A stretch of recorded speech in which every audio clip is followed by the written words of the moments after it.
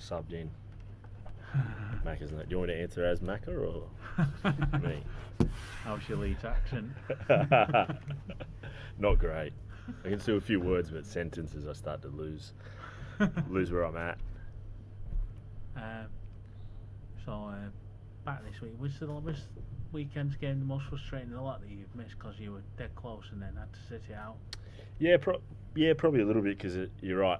You're so close that you can sort of taste it and get back into the action. And I was really looking forward to getting back, especially for the cup and a lot for the guys as well. You know, they've all suffered a lot in terms of physical drain because we've had so few troops. So I was really looking forward to getting there. So it was disappointing, but it's probably a good thing in terms of longevity for the rest of the season. That it was just probably a bridge too soon. So it was good for the boys to win and made that a little bit easier for coming in this week. Was it another twinge in the hammy during the it just didn't. Yeah, it just didn't feel like it was enough time. Right. Like hadn't had enough time.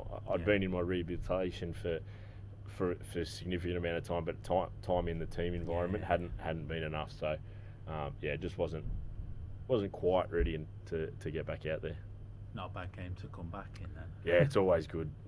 Leeds at Leeds, I was just saying before, is probably my favourite away fixture. It's besides playing at home at Cass, it's probably my favourite ground to play at. So, especially, not looking at the weather today, but hopefully the weather's a bit better, and it's always a great game there.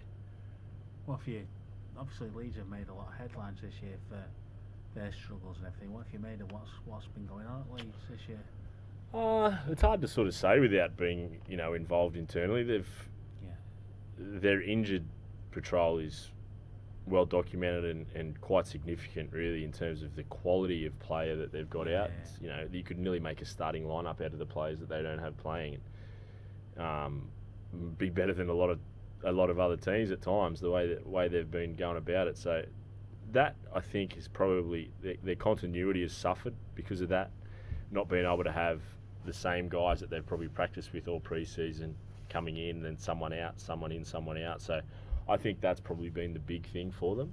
And obviously, without harping on about it, it's been written to death from time to all through the season. The loss of those three senior players is huge for them. And I don't think that's been a significant impact, but in times of when you're struggling, you're a little bit down, those guys probably would have been quite handy to have to pull everybody out. So it's probably a lot of things, but they're too good a team to stay where they are, and I don't think it's going to remain that way, especially once they start to get some of these quality international players back. I think we'll see a completely different Leeds team. It's almost like the worst timing, isn't it, with Sinfield, Peacock and Kylie retiring, to get loads of injuries as well on top of that. Completely. Yeah, that was they couldn't have. They wouldn't have been able to pick it much worse than that. Having all those guys retire in one big hit, and then losing all of the guys that are probably next in line to lead the team has made a huge dent on their leadership, and it's really put their young guys under a lot of duress. But every cloud has a silver lining, and these guys are going to come out the other side of it having a lot of experience in quite a low period in terms of results, but long term that will be something that they'll be able to draw on and be able to benefit from, I think, for years to come. I was going to say, what have you made of the young kids at Leeds? They've got some talent coming through the ranks again. Oh, they're just it's incredible. Leeds, they're probably the best at it. Wigan are very good at it as well, St Helens, but Leeds just continually churn out quality after another, and to be able to have as many injuries as they've had, and to be able to be as competitive as they have been, and these kids that have come in seemingly from nowhere, a lot of them, and be able to match it in Super League is pretty impressive, and it's just a testament to their junior academies and how they go about developing their talent pools. When you're sort of 33 now, aren't you? When you come up against like 18, 19-year-old kids who are just coming through coming through the ranks, does the age gap feel? Does it make you feel like that you've been in the game a long while or anything?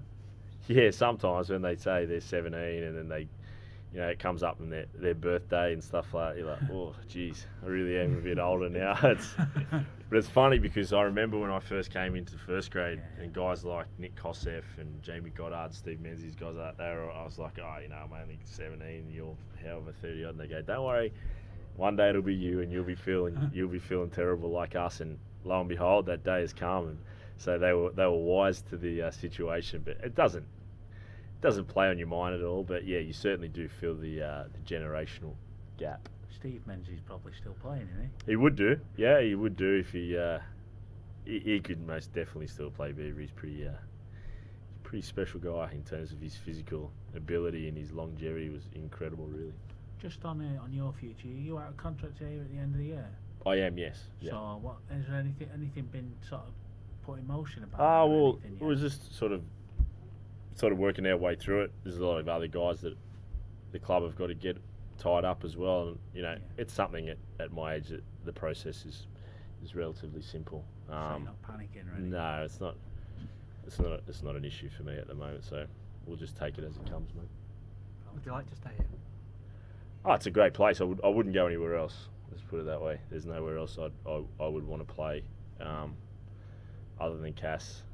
Especially the way I've come back and played here. It's been great for my career, and the people here are fantastic, and I love it. So nowhere else than Cass for sure. What have you made of your recent form? Team's recent form.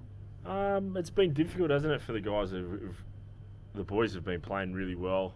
Obviously, we've had some poor results in there, but I think there's only so long that you can sort of progressively get a disjointed, as Leeds have sort of gone through, a disjointed group of guys to continually push themselves to their limit for so long. So I think that's why we've had some poor results. But the effort's been incredible, and some of the results we've had, I've said it to Powley and the boys a few times, we've come off a win and I've like, that's the best win we've had since the injuries have hit. And then the next week we'll win again. I go, no, that is the best win we've had. And then I said it again after Salford on the weekend. I'm like, no, that's the best one we've had. And it's just like they just keep surpassing everything that they've done previously, and it's been a pretty amazing effort from some kids and from the senior guys that have been able to lead. And although we haven't had as many wins as we would like, it's been pretty impressive for me watching.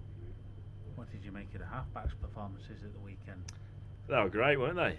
They did really well. They just did. The thing about those two guys with Paul and Milo is they're footballers. They've come through. Paul's come through at the Leeds sort of academy. So like we were speaking about, he's come through a great breeding ground of education. And he's a great player. You can put him anywhere on the field because he knows the game. He reads the game. Everything he does is instinctive. And Milo's a bit the same coming through.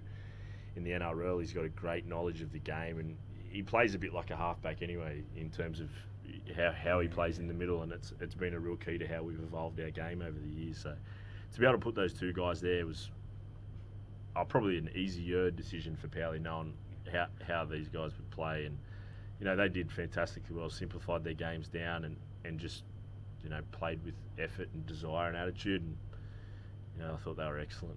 Is that the secret then? Just keep it simple and not get caught up in everything that comes with it. Yeah, when you've got guys playing out of position, you can't be trying to be too over the top in terms of game plan and your plays. So you've got to try and simplify it down, because when fatigue sets in as a player, if you're playing out of position, you've got to try and eradicate the fatigue and focus in on your role. And if it's a new role, it's a little bit hard to draw yourself back to where you're supposed to be. So to be able to simplify it down and give the guys basic understandings of how we're going to play, I think was really beneficial for those guys. What's the atmosphere in the squad ahead of this game against Leeds? Yeah, it's always big against Leeds. No matter what squad we put out there or what time of year it is, whenever you go to Headingley or whenever they come to our place, it's always got that little bit of a different feel. No one really says, this should feel different, but it just does for some reason. We always have good games against them. We both play a fairly open attacking style of rugby, really, and we're always having great games. So everybody is pretty excited and really looking forward to playing over there this week. Do you have any good memories playing at Headingley?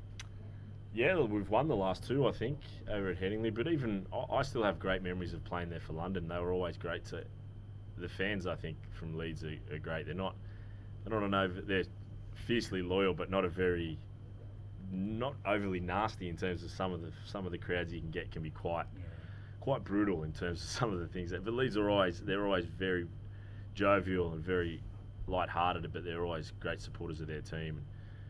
Probably those last two wins we've had over there have been really good, and we've played some real close games with them. I think we drew with them over there the year before, and then we've had some wins there from London days, and I've had some some monumental defeats there in my London days as well, but always great memories of going to Headingley because it's just one of those special places to go.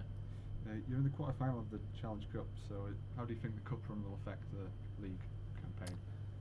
It hasn't done in the past. It can only be beneficial if we win in the cup.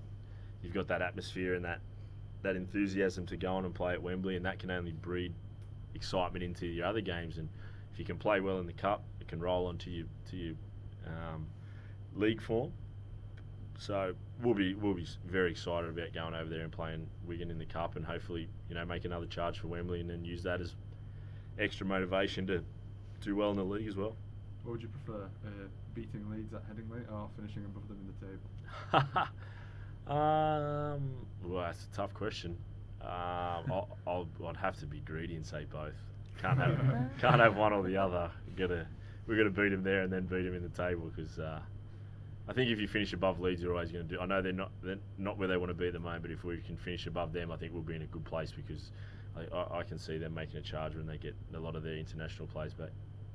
Are you surprised at how much is being made of Leeds this season, with them being where they are? In terms of how much media coverage and stuff it's got, not really, because unfortunately everybody likes a bit of drama and a little bit of tall poppy syndrome as well, isn't it? Everybody likes to see a champion come down for some reason. I don't know why, but a lot of people would be taking pleasure out of their struggles. But I don't like that side of it. I like to see a great athlete or a great team always progress. So yeah, I think too much has been made of it. I'm sure the Leeds players are sick to death of everybody asking them about who's playing, who's not, the injuries and their training facilities and all that sort of stuff. And I seem to know more about them than any other team in the competition. So they just want to get out there and play now. And yeah, I think it's probably been made a little bit too much of now.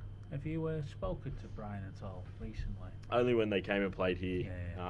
Just briefly got to talk to him and the occasional message here and there. But yeah, he's always the same guy. Nothing. He's pretty amazing in terms of that. Doesn't seem to fluctuate in terms of his personality. Win, lose or draw, he's a bit of a crazy man all the time.